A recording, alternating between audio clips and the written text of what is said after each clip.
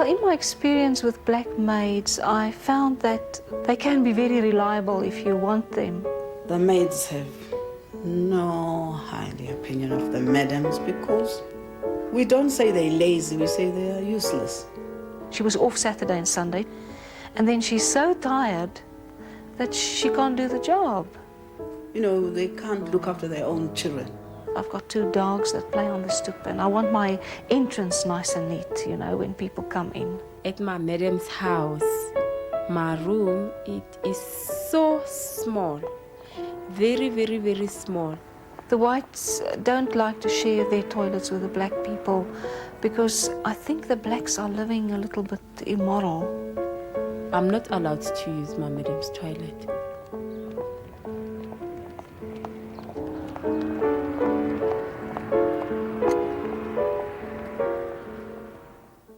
I simply abhor it when a black woman calls me madam, and I say, but please don't call me Sue or call me Mayor or something of this kind. But I think it's quite difficult. They're so used, when they see a white face, to saying madam, that it's really difficult for them to change. They do change.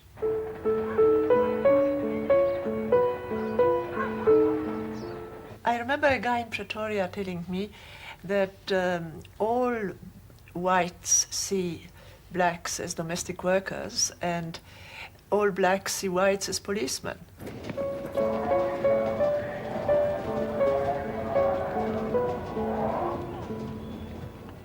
I think it's very difficult to ask white madams to talk about their maids. It's almost like asking them to talk about what happens behind their bedroom doors. Yes. It's such an intimate relationship, and I have met very few white madams who are honest about the working conditions and pay that they give to their black maids. Evelyn, I'll take this out of here. If you can just put those 2 in here, please. An Afrikaans-speaking woman who was really very sympathetic to what I was going to do said, you know, you're going to get into a lot of trouble because when you talk about domestic workers, you're really coming into the bedroom. We've been sitting around here talking about maids, but this, of course, is terribly unusual because most people talk about the girl, or the boy, although in many cases the girl or the boy is older than the madam. And I think this just really reflects their attitude towards their black employers, that they are not adults. They're consigned to perpetual immaturity and perpetual inferiority.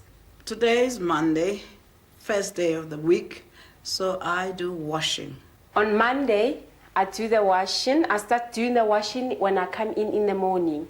Monday, I do washing and ironing. Tuesday is an ironing day. Tuesday, carpet cleaning. Everything's inside and outside. Wednesday is you sort of tot up the house because it hasn't been looked after for the first 2 days of the week. And then I do the ironing, and then I do the supper, and on Wednesday I go to church. Then Thursday is a day off. Thursday is my baking day. Then Friday is more like spring cleaning. Friday is very, very busy. Then Saturday you do more tidying than anything else, and then in the afternoon you sort of have a break. So I don't do the washing on Saturday. I do the house. Saturday is my day off. Saturday, family come again. And then Sunday you sort of make big dinner because it's more like feasting day for Europeans. And now this has been my routine for 34 years, 52 weeks in a year.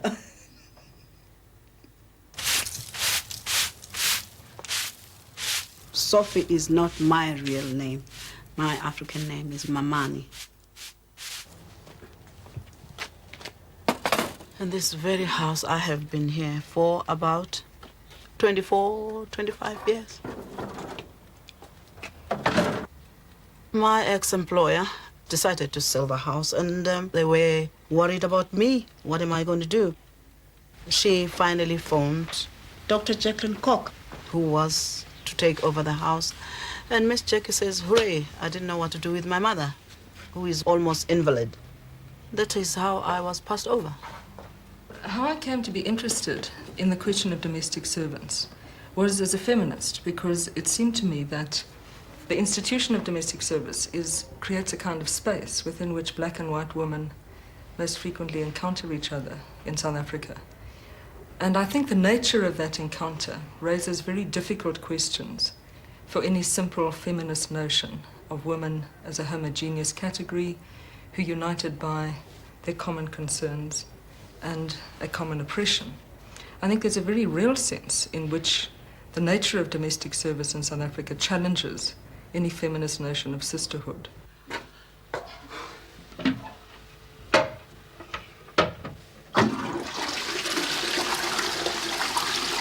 White women are freed from a lot of the constraints which women in advanced capitalist societies experience through the employment of domestic servants.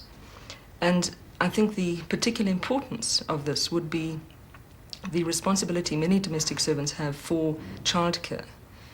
And the irony involved in that is that many domestic servants are forced to neglect their own children to look after the children of their white employers. And many women said to me that they had to look after two families and neglect their own in the process. I love white children that I've been looking after, and they love me. They probably like my own babies. Some of them are married. Some of them has children, which are probably my grandchildren.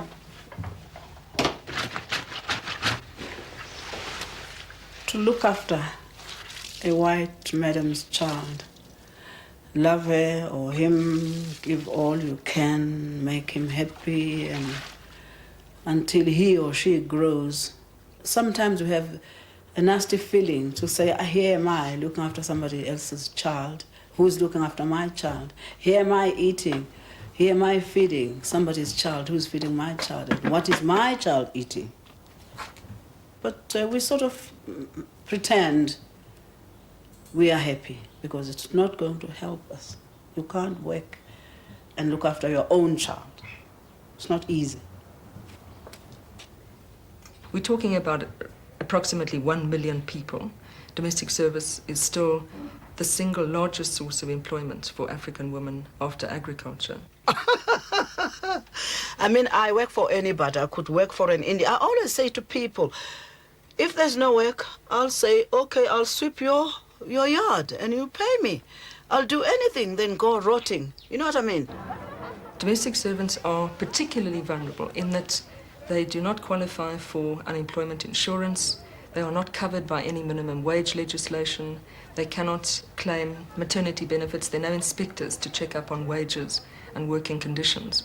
They're often vulnerable to instant dismissal by employers who fail to observe even the common law provisions.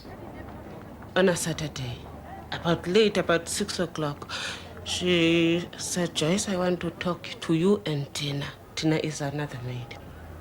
And I told Tina, Tina, I'm feeling terrible. This madam is going to chase us away. And she came to us and told, well, girls, pack your things. By tomorrow morning, I want you to be off. I told Tina, Tina, we must do something about this madam. So the following day, Monday, I went to the Black Sash. Now, the Black Sash began as a protest movement, straightforward, in 1955. And we focus on all the human rights issues, which brings us up against the whole apartheid system in South Africa. 6 women, one of whom was my mother, came together out of, actually, it's interesting, impatience with men in extra-parliamentary opposition who they felt were dissipating their energies, quarreling amongst themselves. And so it really was a feeling that women would get on with things. If you have to come to town illegally because you're not permitted to do it legally, if you can find a domestic job, you have far less chance of being caught than if you are in a factory or somewhere which are regularly raided. Domestic quarters are raided as well on a regular basis, but you're in your employer's backyard and you feel a little more secure there. So it's a very important sector of employment for women, but it's also a very tragic sector. over and over again in this office, particularly now that an employer can be fined 500 rand for employing someone who's not permitted. More and more of those women are losing their jobs because they can't be registered. I see. And on Saturday, she told me to leave because she is going to re-employ a previous maid. Yes. All right, now, what the contract says is that Mrs. Silverman will employ you for 1 year, that you will work 10.5 hours per day, 7 days a week, for 100 rand a month, and that she will provide you with food and accommodation and holiday leave. She said that madam is wrong. She must pay me month's notice. So she's going to write me a letter to Sadwa.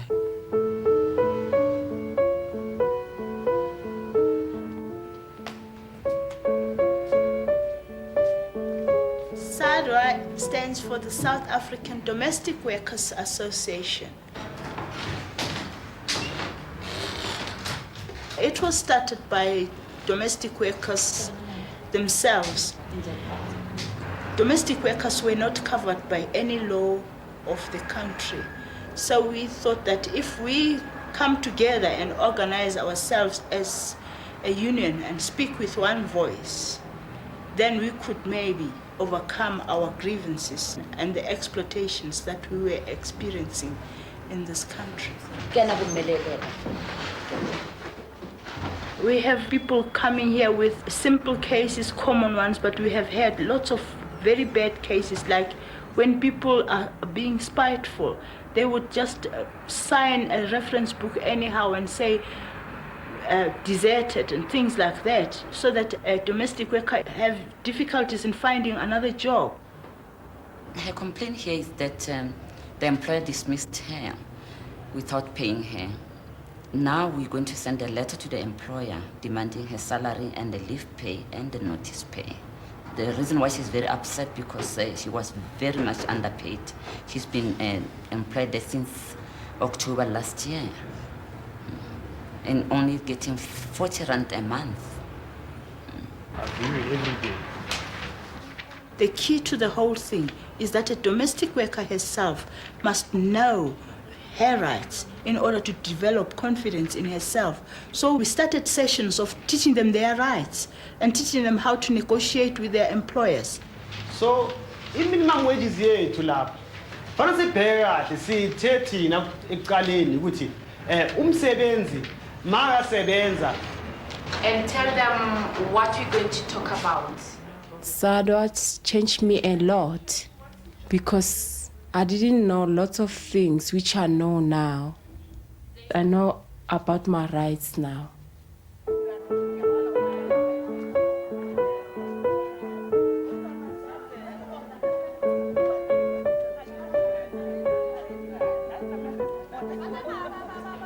I'm one of the voluntary workers at St. John's Ecumenical Church in Park Moor, where we have a number of centres of concern. On a Wednesday, we give help to those who are looking for work, and we introduce them to people who are looking for workers. And on a Thursday, we have a number of classes where we have 500 people coming through our hands. You have got to make sure that you give these people a chance. They must know what you are able to do.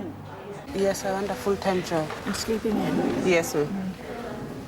It's a sleep-in maid you want, or a full-time maid? I see, so I must mark it there. Yes, that's right. Yes. And the weekend arrangements. Oh, You I usually see. get 1 weekend per month off. I see, yes. Right? Just fill it all in and maybe get someone suitable for you. Ladies, this is for a job in Rudiput. It's a full-time job, sleep in.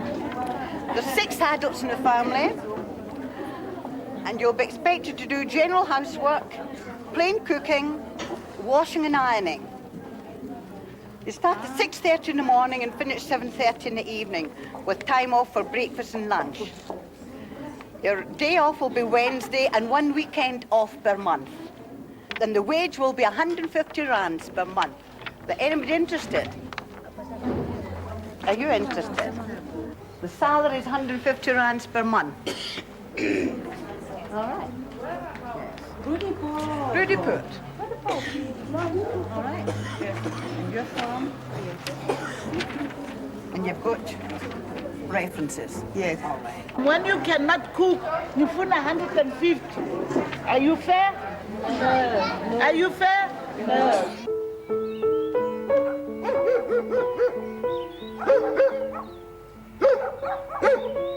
And what's your name? I'm Joyce, ma'am. Joyce? Yes, ma'am. And how old are you, Joyce? I'm 34. 34? Yes, ma'am. Mm-hmm.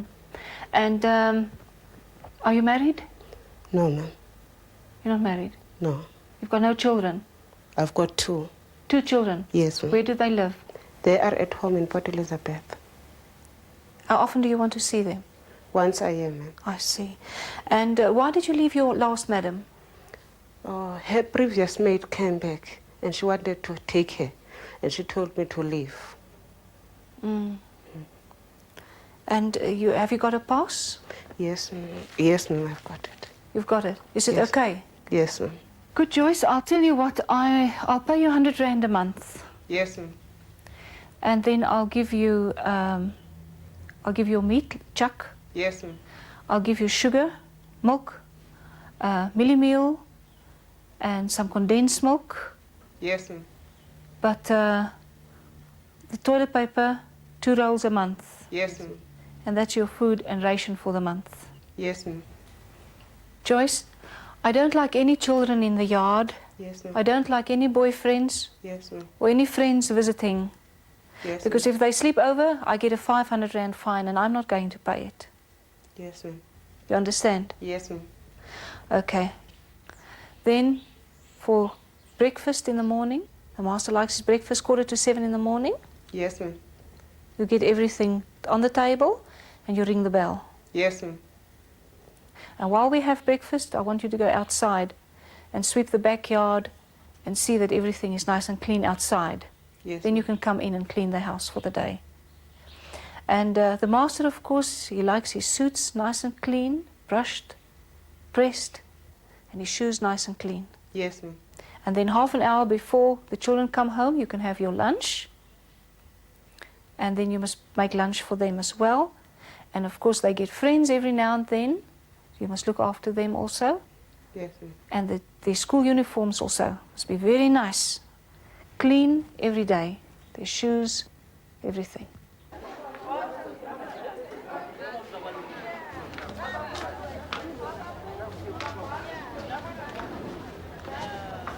Good afternoon. Hello, Joyce. You can sit down. Thank you. And what are you wanting to learn? I would like to learn English. Do you speak English at all? Yes, I speak English, but not very well. And what other languages do you speak? I speak Xhosa and Zulu. Both? Yes. And Afrikaans. And Afrikaans as well? Yes. Now, what subjects do you want to do? I would like to do science. Yes. English. Yes. Mathematics. Well, we're just doing it aloud now. Can you read those words at all? I can't do it. My mother told me there's no such word in the dictionary as can't. Blank. Baker. What does a baker bake? Bread. Farmer. Farmer. Side. Cutting. I helped to establish the first centre of concern in Bryanston in May 1972. It was to meet the needs of the loneliness and the lack of social facilities that domestic workers had. And somebody offered to teach sewing and somebody else to teach cooking, and that's how the first centre of concern started. And over the years, these centres proliferated so that there were eventually well over 100 throughout the country. And I think that they've done a marvellous job, and I salute the wonderful women who have run these centres and who have gone there week after week to take classes in things like dressmaking and cookery and first aid and that sort of thing. And it's given domestic workers a place to go on their days off, especially on Thursday afternoons. And the domestic workers say before we had the centres, we used to just sit and watch the buses go by, or we wasted our money at the shops. What is your duty when you are being overtaken by a vehicle? How I started to drive, that's when I finished my sewing course. And then I had nothing to do. I thought, well, if a white madam or woman could drive, so can I. So I went and got myself a book, and I started learning it. Then I went for my learners, which took me a month. What made me different is that I wanted the skills. I wanted to improve myself. Unfortunately, the centres didn't supply what I felt to be a very important part of their function, and that was to help to raise the working conditions, the level of working conditions, and especially the wages of the domestic workers. And the centres of concern, with few exceptions, really wanted to have no part in that at all. Well, I can understand this. When you talk about wages and working hours, you make yourself very, very unpopular indeed. And so in that respect, I'm disappointed with the centres of concern, because they have in many instances helped to maintain the status quo. And they could have been a marvelous revolutionary force in the very best sense to raise wages and improve working conditions.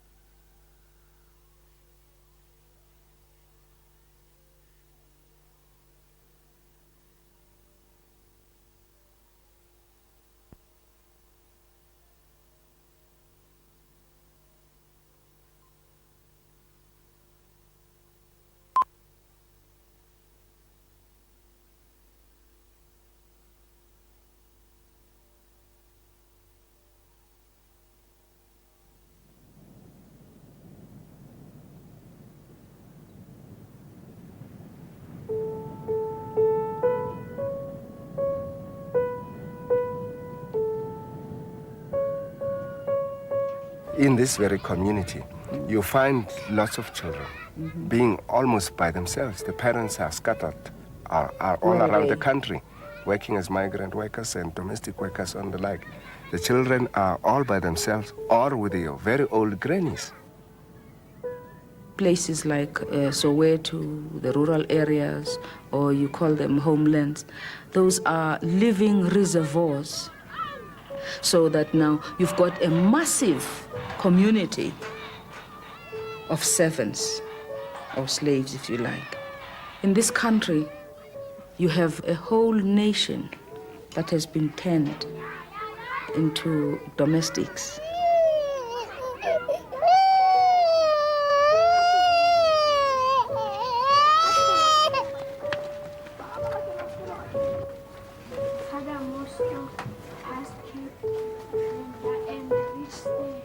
I work for the South African Council of Churches, and my responsibility is in the area of home and family life.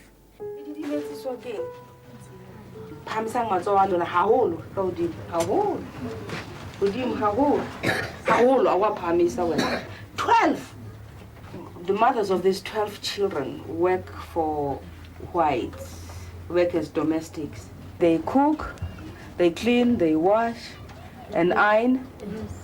Are you jealous of all what your mothers do for those white children? Yes. Do you think your mothers love those white children? Yes. You never visit them. Hobaning, why?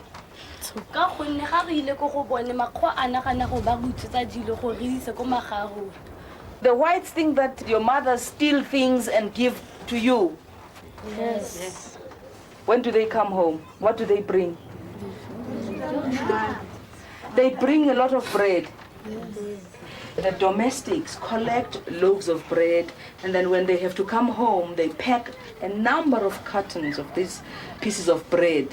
And then when they get to Rooigrond here, they warm the pieces of bread to soften them. That's what they mean by they bring us nice things. Now see the kind of mind jump they have to make, living in that shack in Rooigrond, making do with whatever little space, and then see how they adapt to the advanced ways of living in the spacious, palatial houses in the suburbs.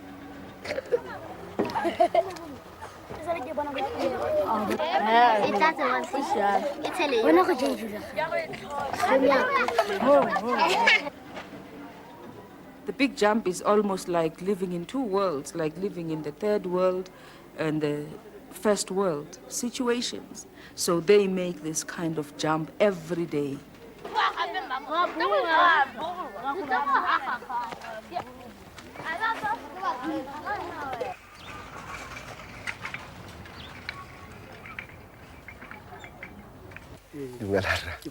Thank you.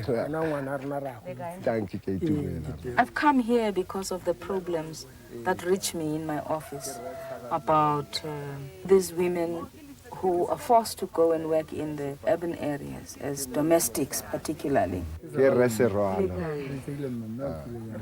How do they feel about having, the men I'm talking about having to keep house, you know, look after children? They feel that forcefully the roles that they used to play with, and their wives used to play in the tribal community has been in a way reversed, because some of them find themselves unemployed and cannot get employment anywhere, and the women are the ones who go out as domestic workers to go and earn some living to support the men folk and the children. You think their self-pride has been wounded? Yes, it has been wounded.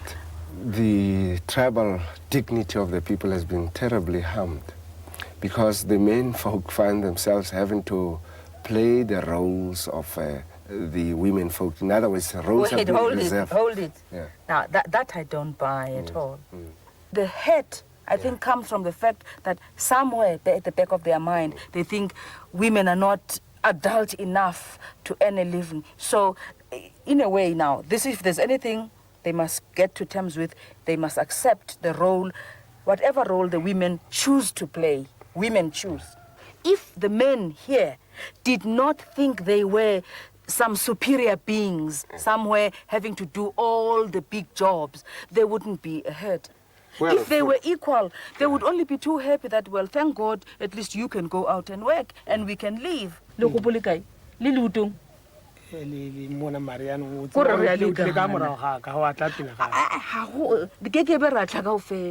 I've been speaking to this chief who's deeply hurt about what has happened to him on the racial front. He clearly sees it as oppression. He invokes the Bible. I'm talking to him about the oppression of women. As a black woman, he doesn't see it as oppression. So the whole question of sexism is not seen as oppression.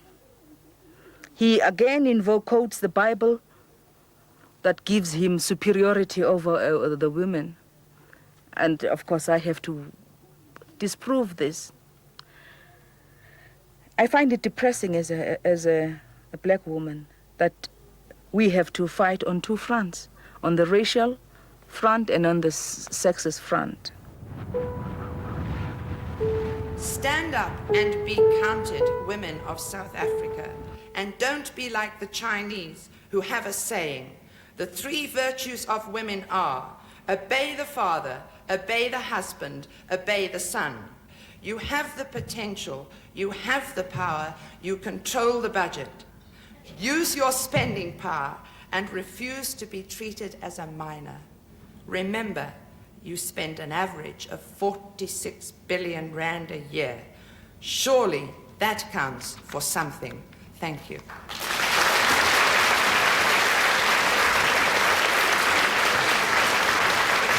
Living in fragmented groups, in their ghettos, in their locations, in their dormitory townships and reserves, women watch helplessly as the material and cultural deprivation emanating from the ideology of apartheid eats away at the heart and soul of their people.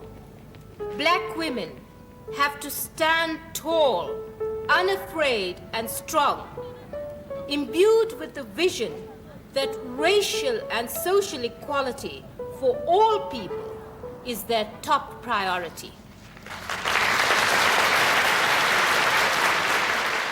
Up until now, there's been a very distinct identity for women in South Africa as a disadvantaged group, and that covers all women, black or white, though obviously the white women are considerably less disadvantaged than black women.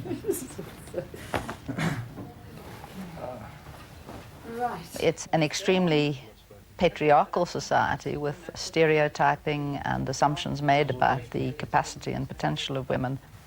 Women traditionally in South Africa on the statutory basis have been regarded as minors. That's been considerably improved for future marriages by recent legislation, but of course that improvement excludes black women completely, so that they will remain perpetual minors under the guardianship, as it were, of men whom very often they have to support and for whom they have to buy and maintain the household and carry out all the economic acts of daily life. Thanks very much. Can we have some biscuits too, please? Thank you.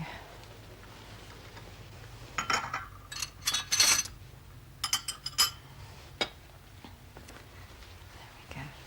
Thank you very much. Yes. You want lemon? Yeah. Very weak. I wince at the word madam. I don't regard myself as a madam in that sense. I regard myself as an employer of domestic workers. I'm privileged in being able to employ people to help with the kind of chores that I intensely dislike doing, but have done in the past, and therefore do have a domestic staff.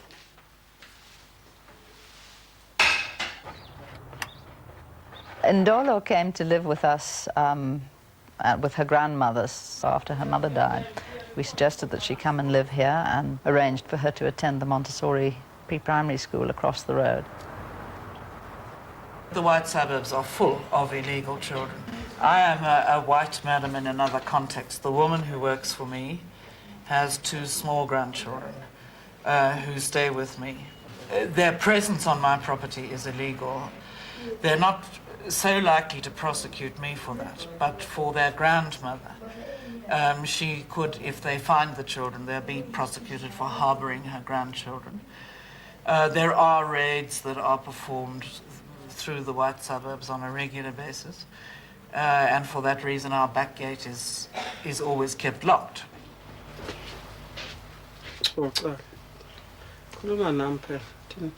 Next time, no more sweeties, right?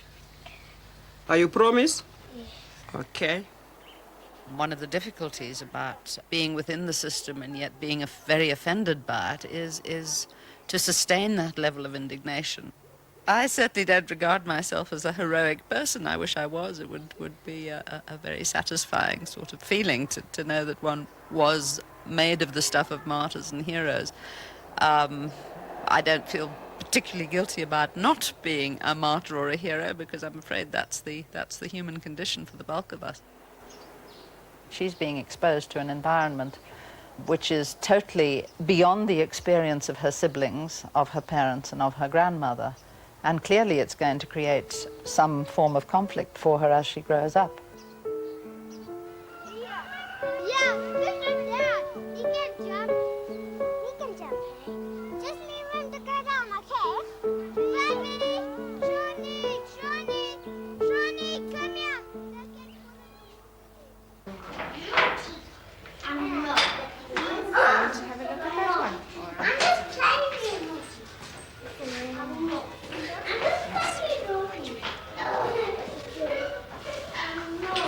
Lots and lots of different kinds of people live in each continent. And we live in Africa. And what sort of people live in Africa? Mm-hmm. And who else? White. And white people. And who else? Colored. And colored. And Indian. And Indian. Well done. And there are lots of... Yes? In this country. In this country? Not red Indians. I'm going to be an Indian. But you are a Zulu. How can you be an Indian? An Indian is a white. No, an Indian is a black person. No, it's a colored person. No, coloreds are colored. And let's look at our hands. Put your hands like this. My hand will go. Look, Safiso is light brown and Ndolo is dark brown. And we are sort of pale, flesh colored. Yeah, and we've all got different faces. The same as That's Dad. right.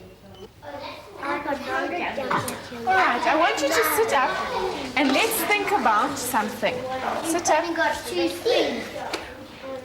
Who has a nanny? Me. And what does your nanny do? Clean up the house. Washing dishes. Wash the clothes. Wash the do the vegetables. Wash the bath. I often think about the effect on the white children of having a black person do everything for them.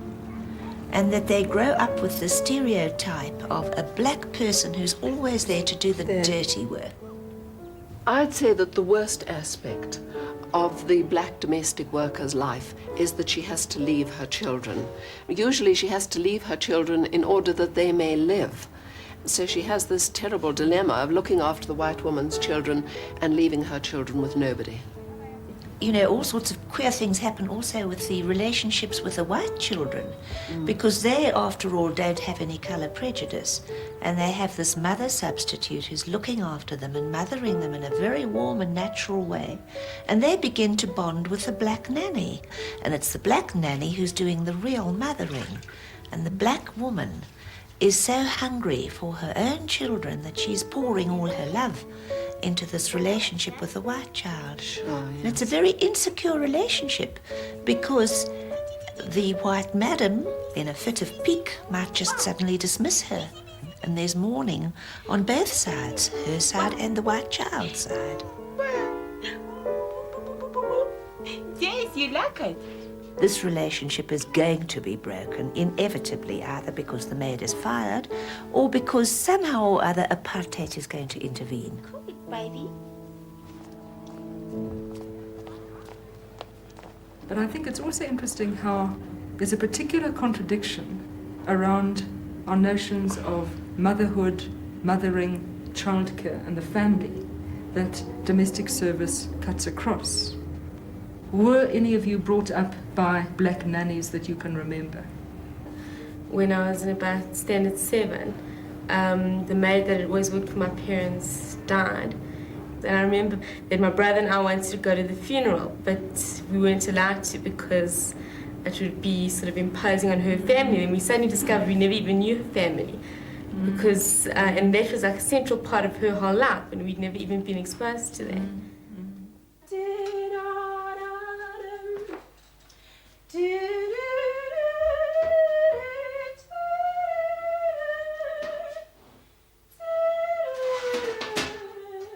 My name is Mabel Lekalakala. My African name is Mokhaechi. We've got a washing machine, but I'm not allowed to use it. That washing machine is very expensive, so I'll break it. My madam say I'm too stupid to use it.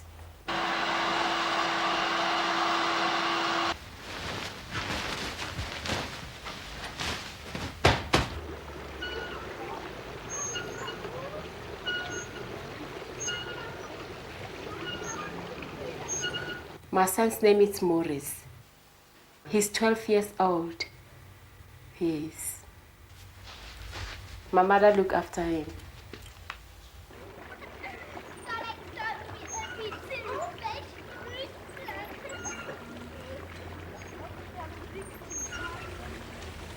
I visit my son after 3 months.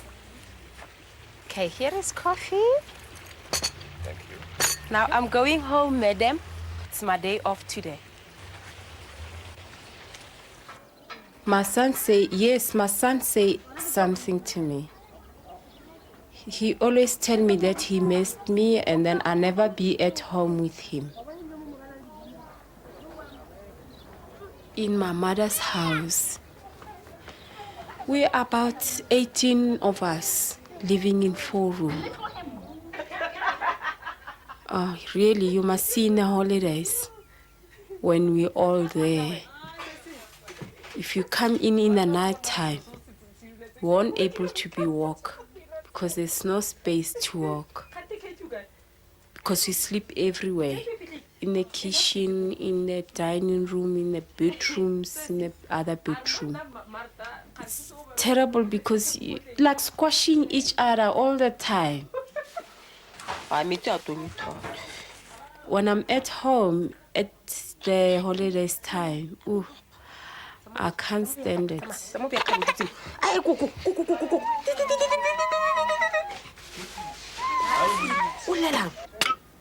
And some of my brother, they do work, but they spend more money for the drinks. And my father, he's not working, but he does drink a lot. Future for my son, if I had money, I'd just like to take him to school. He mustn't just be like me because myself, I didn't have enough school. Because if he can go to school, his life will be better. The thing is, I like him to be a doctor. That is my dream for my son's life. Because if he's a doctor, then he'll work and earn more money. And maybe he can make my life better again.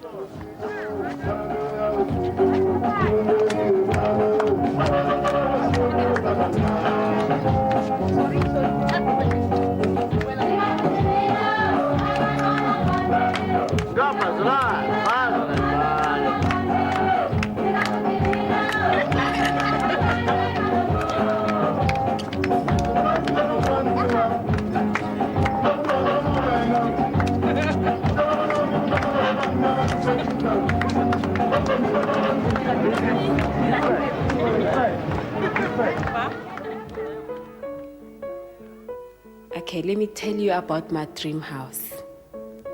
My dream house is a very, very, very beautiful house. A very big house. Nice bedroom. I would like my bed to be big size, like a double bed. The minimum size for a room for a domestic worker is 6 square meters, which is pretty small. No ceiling is required, and there's generally no heating. There doesn't even have to be hot water. And there must, of course, be a separate lavatory for the blacks. In summertime, it's like a fire on top of the roof. There's a fire on top of the roof. It's so hot. The room in winter, it is very cold, cold. We can't even bear it. It's very cold, especially at night. It's terrible. My son's bedroom is going to be fun. The contrast between the way we whites live and the accommodation that is provided for the blacks is generally, not always, but generally absolutely appalling. This reflects the total situation in South Africa, where, after all, 80% of the land is in the hands of the whites, and 14% of the land is allocated to the blacks, which are the majority of the population. So sometimes when I think about it, then I cry because I think I'm just dreaming. But the problem with me is if I start crying, I cannot stop.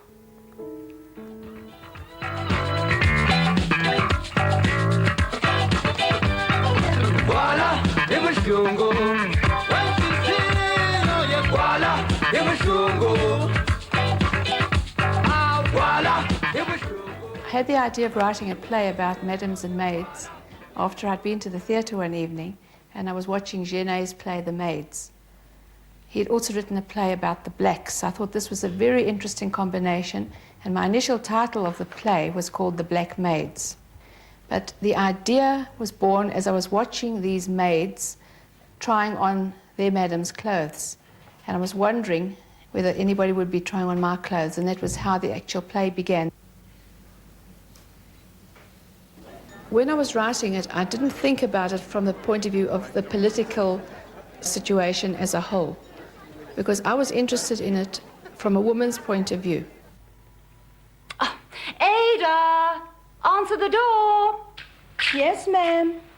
Okay, for the purpose of this workshop, I'd like to focus on the issue that we looked at in rehearsal earlier on, and that is the reversal of roles, where we had the maid playing the part of the madam.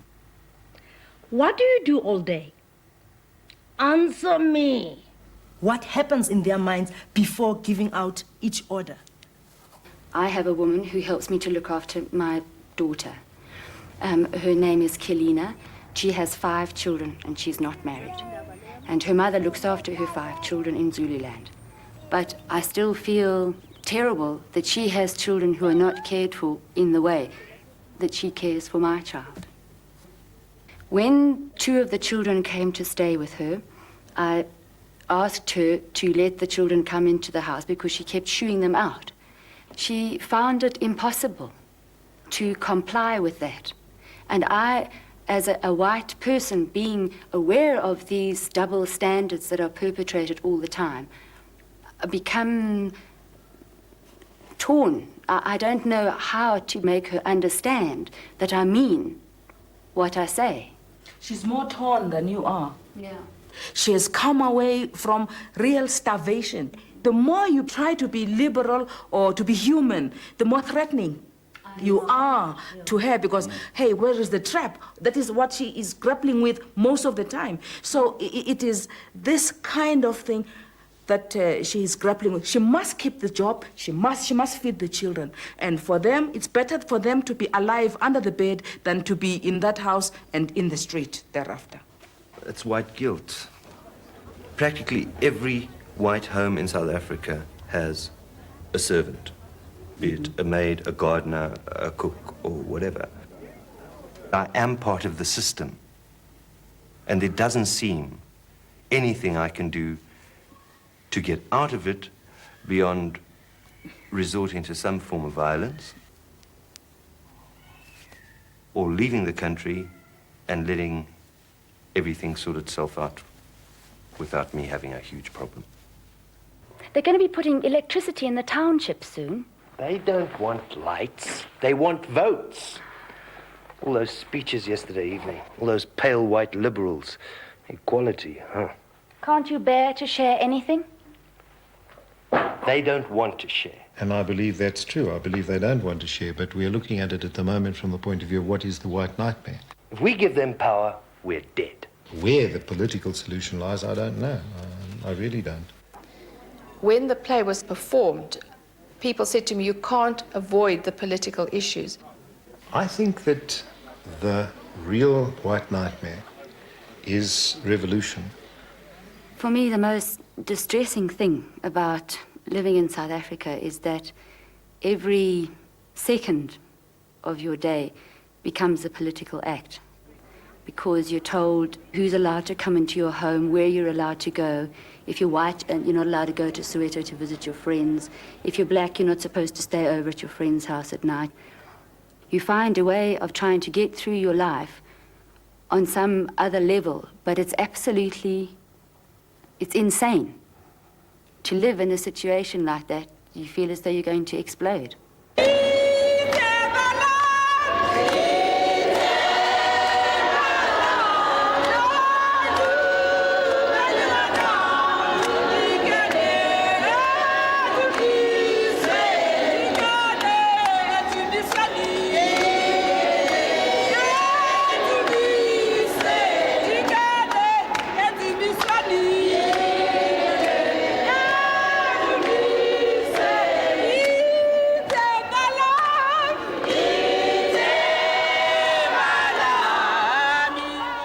Thank God for giving us this day to come out here and think of ourselves as workers and forget our oppression and the color of our skin.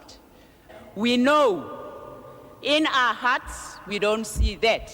Everybody who is in here is here as a Christian. The helpers at the centers of concern are women who give up their times, their businesses, their children, their beautiful homes to be with the domestic workers at the centers of concern, and there they meet as women, but not as maid and madam.